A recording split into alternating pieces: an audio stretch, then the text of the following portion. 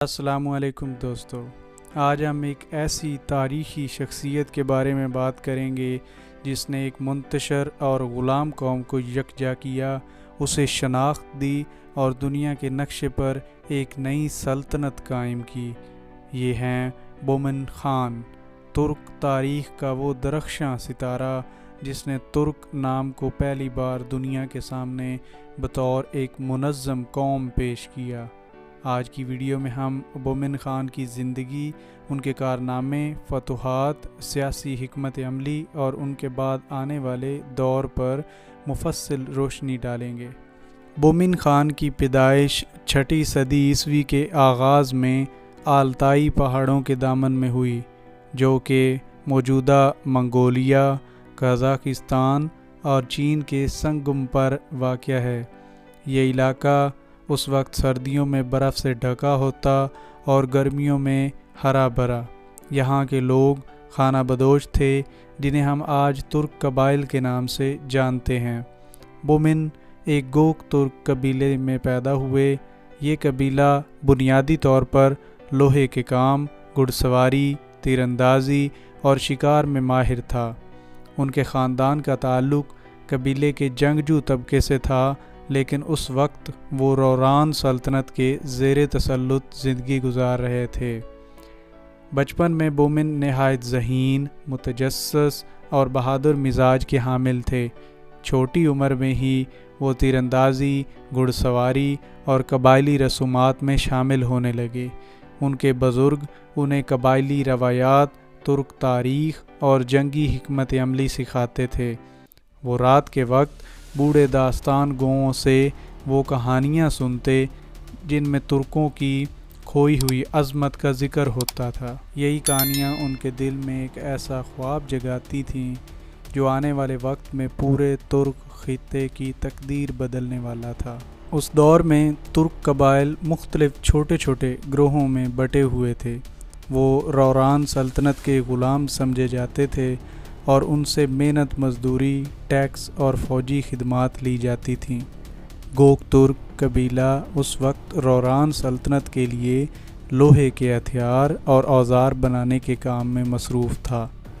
یہ قبیلہ بظاہر کمزور تھا، مگر اس میں ایک خاص تنظیم، عسکری قابلیت اور فطری قوت موجود تھی۔ بومن خان نے اپنے بچپن ہی سے یہ بات محسوس کر لی تھی کہ ترک قبائل میں اگر اتحاد پیدا کیا جائے تو وہ کسی بھی طاقت کا مقابلہ کر سکتے ہیں۔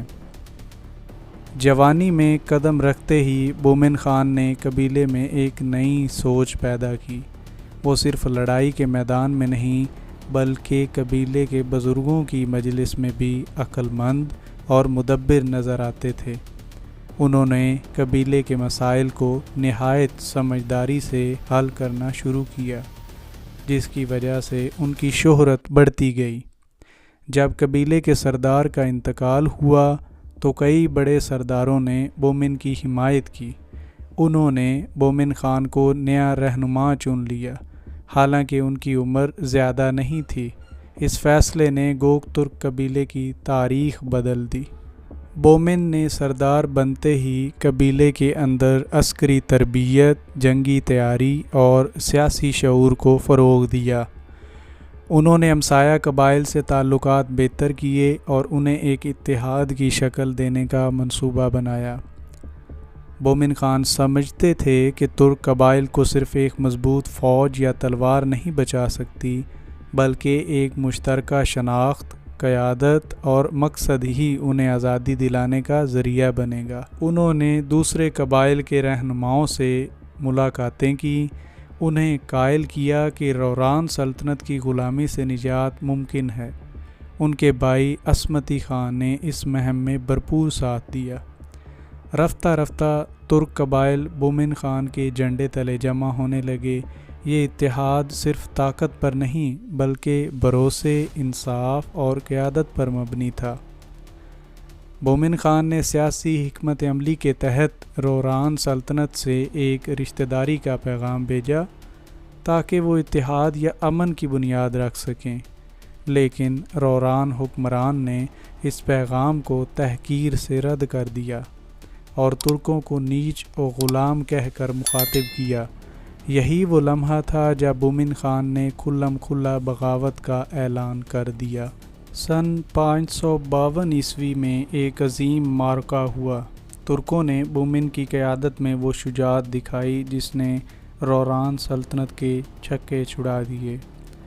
اس جنگ میں روران کو بدترین شکست ہوئی اور مومن خان نے اپنے قبیلے کے ساتھ ساتھ تمام ترک قبائل کو آزادی دلوائی۔ جنگ کے فوراً بعد مومن خان نے گوک ترک سلطنت کے قیام کا اعلان کیا۔ انہوں نے اپنے آپ کو کاغان کا لقب دیا جو ترک زبان میں عظیم بادشاہ کے مترادف ہے۔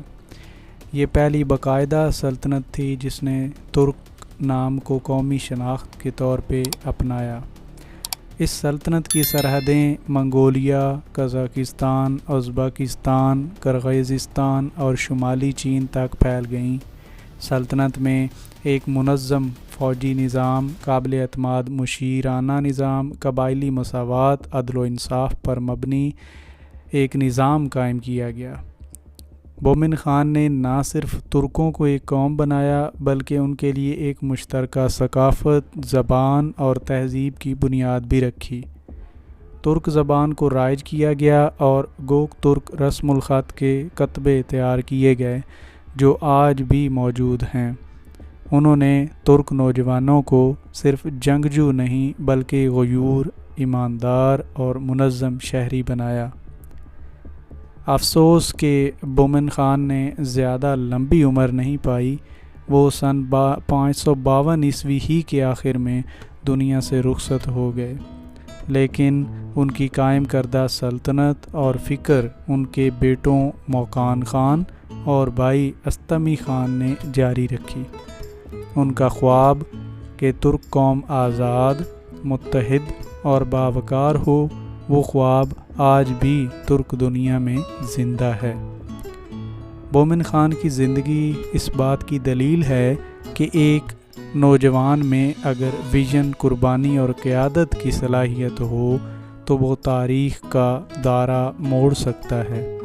وہ صرف ایک بادشاہ نہیں بلکہ ایک تصور، ایک تحریک اور ایک علامت تھے۔